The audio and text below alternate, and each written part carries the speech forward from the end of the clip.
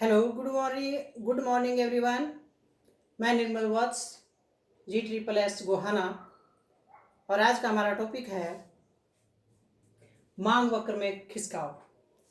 अभी तक आपने पढ़ा मांगी गई मात्रा में परिवर्तन और मांग में परिवर्तन। मांगी गई मात्रा में परिवर्तन, मांग में विस्तार, मांग में कमी, मांग में विस्तार, मांग में संकुचन और मांग में परिवर्तन में मांग में वृद्धि और मांग में कमी। और आज हम पढ़ेंगे मांग वक्र में खिसकाव। दो वस्तुओं की, जैसे स्थानापन्न वस्तु की कीमत के संबंध में एक वस्तु की मांग पर क्या प्रभाव पड़ता है, या पूरक वस्तु की कीमत के संबंध में वस्तु की मात्रा पर क्या प्रभाव पड़ता है। सबसे पहले लेते हैं हम स्थानापन्न वस्तु यानी सब्स्टिट्यूट गुड्स जो हैं, जो एक दूसरे के स्थान पर बदली जा सकती हैं, उनको लेते हैं। स्थानापन्न वस्तु की कीमत में वृद्धि होने से एक वस्तु की मात्रा पर क्या प्रभाव पड़ता है। ये ओ एक्स एक्सिस है, ये वो ओ वाई है। ओ एक्स पर हम क्वांटिटी लेते हैं यूनिट्स में और ओ वाई पर हम प्राइस लेते हैं। पहले हम वस्तु की मात्रा जो ओ 20 तक यानी 20 इकाइयां इसकी खरीद रहे हैं और प्राइस इसका है 10। प्राइस कितना है 10। ये मांग वक्र के खिसकाव में ही आएंगे, यानी मांग में वृद्धि और मांग में कमी। यहाँ पर वस्तु की अपनी कीमत में कोई परिवर्तन नहीं होगा और मांग में वृद्धि यानी स्थानापन्न वस्तु में अगर ये देखिए, इसमें सबसे पहले है स्थानापन्न वस्तु की कीमत में वृद्धि। अगर स्थानापन्न वस्तु की कीमत में वृद्धि होती है तो एक वस्तु की मात्रा पर क्या प्रभाव पड़ता है। यह हमने टी और कॉफी का उदाहरण लिया है। मान लिया हम टी का उपभोग हम करते हैं, चाय का उपभोग हम करते हैं, उसके स्थान पर जो कॉफी है उसकी कीमत में वृद्धि हो जाती है, क्योंकि चाय को कॉफी की जगह, कॉफी को चाय की जगह में यूज कर सकते हैं।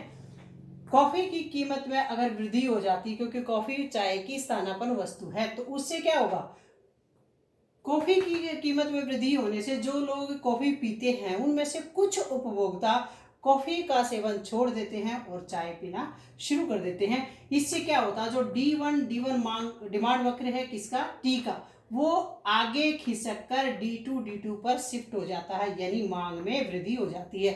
तो स्थानापन्न वस्तु की कीमत में अगर वृद्धि होती है तो उससे वस्तु की मात्रा में वृद्धि होती है, क्योंकि उससे क्या होता है कि जो स्थानापन्न वस्तु की कीमत में वृद्धि हुई तो उसकी मांग में तो कमी हो जाती है, लेकिन जो वस्तु जिस वस्तु का हम उपयोग करते हैं उसकी मात्रा में वृद्धि हो जाती है।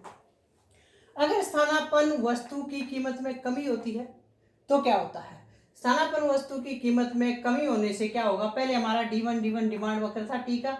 अगर स्थानापन्न वस्तु की कीमत में कमी होती है तो क्या होता है, उस दूसरी वस्तु का उपभोग जो है उपभोक्ता करना शुरू कर देता है और उस वस्तु का उपभोग कम करता है। इससे क्या होता है कि उसकी जो मात्रा है, मांगी गई मात्रा, वो कम हो जाती है और उसका डिमांड करो खिसक करके D1 से D2 पर शिफ्ट हो जाता है, यानी K1 से K2 पर आ जाता है, उसकी मांग में कमी हो जाती है।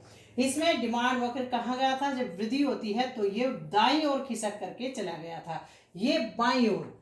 तो जब वृद्धि होती है तो हमारा डिमांड कर्व जो है वो दाईं ओर खिसक जाता है और जब कमी होती है मांग में तो वो बाईं ओर खिसक जाता है। तो ये स्थानापन्न वस्तु की कीमत में वृद्धि होने से वस्तु की मात्रा में भी वृद्धि होती है। जैसे ये K1 से K2 तक ये क्या है, वृद्धि है। अगर स्थानापन्न वस्तु की कीमत में कमी होती है तो उससे मांग में, वस्तु की मांग में भी कमी होती है। अब आता है दूसरा, पूरक वस्तु की कीमत के संबंध में एक वस्तु की मांग पर क्या प्रभाव पड़ेगा। तो पूरक वस्तु की कीमत में अगर वृद्धि होती है तो क्या होता है, कार और पेट्रोल को ले लीजिए। अब ये हमारा D1 डिमांड वक्र है, यानी इतनी इकाइयां OT1 इकाइयां हम वस्तु की मात्रा जो है खरीद रहे हैं। लेकिन क्या होता है, पूरक वस्तु जो है उसकी कीमत में वृद्धि हो जाती है। जैसे कार और पेट्रोल, कार की कीमत में अगर वृद्धि होती है तो क्या होगा, पेट्रोल की कीमत में भी वृद्धि होगी। जब किसी वस्तु की कीमत में वृद्धि हो गई जो हम खरीद रहे हैं, उससे क्या होगा, उसकी मांग में भी कमी होगी। तो जो डिमांड वक्र हमारा था D1 वो खिसक कर बाईं ओर आ जाएगा। K1 K2 ये क्या हो जाएगा, मांग में कमी हो जाएगी। यानी पूरक वस्तु की कीमत में अगर वृद्धि होती है तो उसका विपरीत प्रभाव वस्तु की मांग पर पड़ता है, यानी उसमें कमी होती है। अगर पूरक वस्तु की कीमत में कमी होती है तो यहाँ भी उलट होता है। ये D1 डिमांड वक्र था यहाँ पर।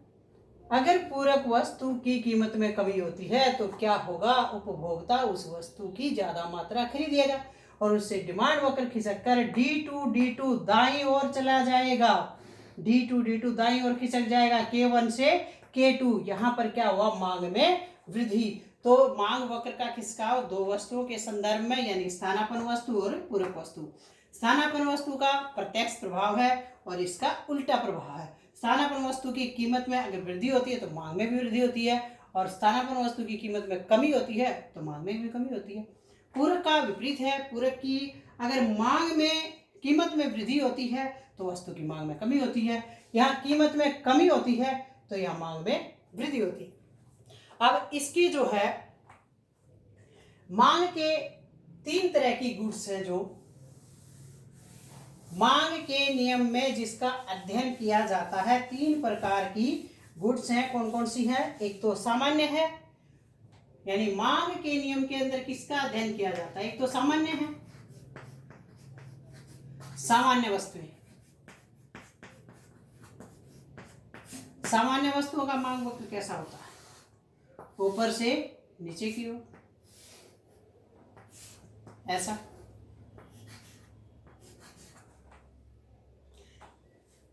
ये सामान्य है।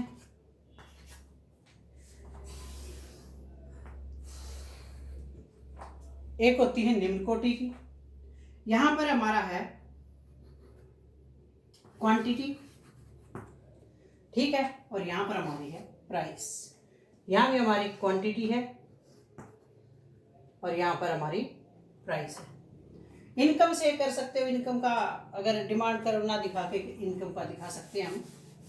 ये देखिए, इधर अगर इनकम लेते हैं हम, इनकम, तो सामान्य वस्तु का क्या होगा? अगर इनकम बढ़ेगी तो वस्तु की मात्रा भी बढ़ेगी। वस्तु की मात्रा भी बढ़ेगी। जैसे जैसे इनकम बढ़ती जाएगी वस्तु की मांगी गई मात्रा भी बढ़ जाएगी। जब हम इधर इनकम लेंगे, इधर क्वांटिटी लेंगे। गिवन का उल्टा होता है इसका। गिवन वस्तुओं का क्या होता है? इसके विपरीत होता है। इसके विपरीत होता है। तो ये इसके अंदर सामान्य, निम्न कोटि और गिवन, तीन तरह की वस्तुओं का इसमें ला के नियम में अध्ययन किया जाता है। तो इसमें एक थोड़ा सा टॉपिक रहता है, वो है मांग को प्रभावित करने वाले तत्व। मांग को प्रभावित करने वाले तत्व कौन से तत्व? मांग को दो तरह के हैं इसमें। व्यक्तिगत मांग भी तो दो प्रकार की है। व्यक्तिगत मांग का फलन हो सकता है, व्यक्तिगत मांग का फलन, और दूसरा है बाजार मांग का फलन।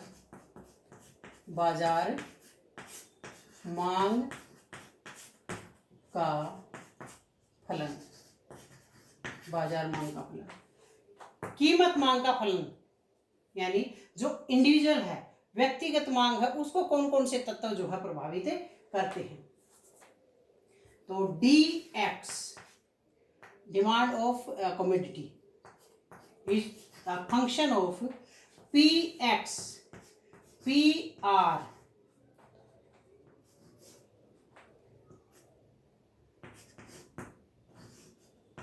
ये चीजें हैं। फर्स्ट आती है हमारी PX, वस्तु की अपनी कीमत। वस्तु की अपनी कीमत। वस्तु की अपनी कीमत से डिमांड पर क्या प्रभाव पड़ता है? वस्तु की कीमत कम होती है तो मात्रा ज्यादा खरीदते हैं, और वस्तु की कीमत ज्यादा होती है तो मात्रा कम खरीदते हैं। उसके बाद आती है PR। PR क्या है? रिलेटिव वस्तुएं। रिलेटिव वस्तुएं दो प्रकार की हैं। पहली हमने बताई थी स्थानापन्न, और दूसरी यानी सब्स्टिट्यूट गुड, और दूसरी है पूरक कॉम्प्लीमेंट्री वस्तुएं यानी स्थानापन्न और पूरक। स्थानापन्न की कीमत में वृद्धि होगी तो मांग में भी वृद्धि होगी, कीमत में कमी होगी तो मांग में भी कमी होगी। दूसरा पूरक वस्तुओं की कीमत में अगर वृद्धि होती है तो मांग में कमी होगी, और कीमत में कमी होती है तो मांग में वृद्धि होगी।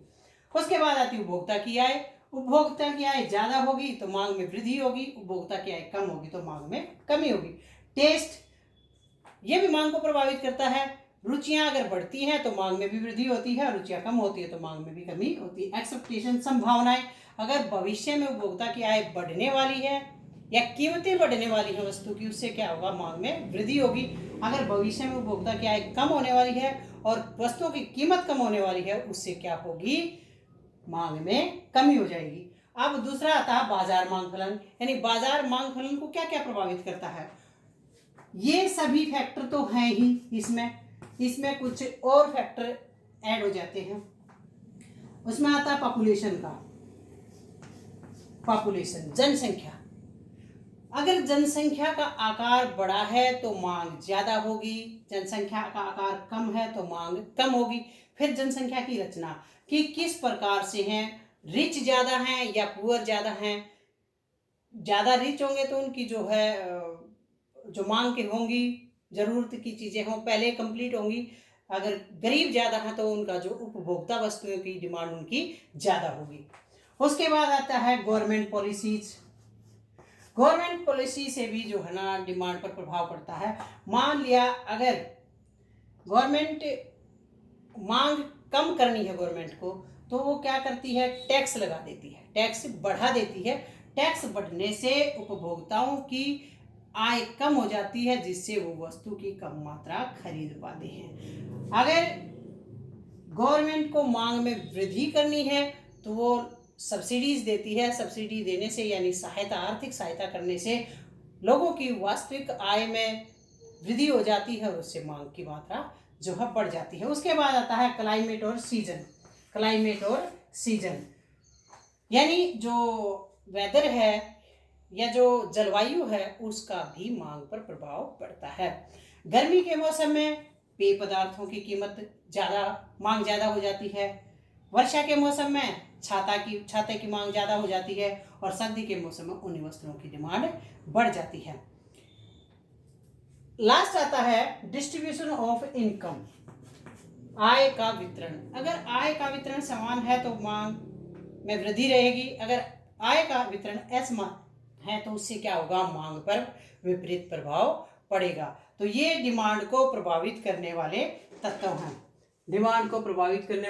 हैं।